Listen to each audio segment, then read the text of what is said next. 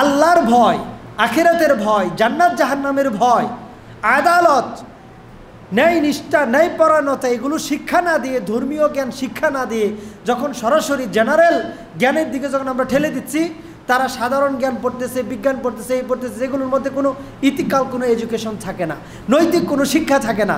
না থাকার কারণে কোনটা পাপ কোনটা পুণ্য এটা তারা কিচ্ছু বুঝে না। যত ধরনের অশ্লীল কাজ আছে এগুলোকে তারা অপরাধ মনে করে না।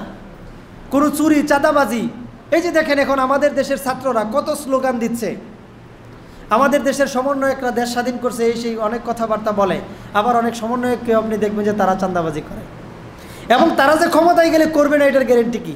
তাদেরকে নৈতিক শিক্ষা কে দিয়েছে? কোত্থেকে বলে? এটার উৎস কি? আবেগ দিয়ে তো চলে না।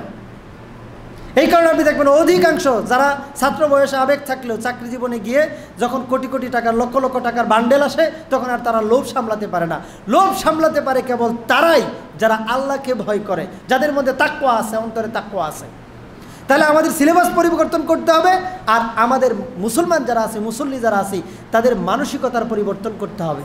আগে আমার ছেলেকে ধর্ম শিক্ষা দিব, তারপরে তাকে কর্মশিক্ষা দিব। আগে ধর্ম, তারপর কর্ম।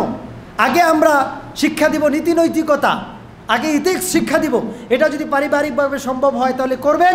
আর যদি আপনি সময় দিতে না পারেন পর্যাপ্ত আপনার সন্তানকে, তাহলে এমন কোনো প্রতিষ্ঠানে আপনার সন্তানকে রাখুন যে আগে সে ধর্মকর্ম শিখবে, এরপরে সে ডাক্তার, বিসিএস ক্যাডার, ইঞ্জিনিয়ার হবে, কোনো অসুবিধা নেই।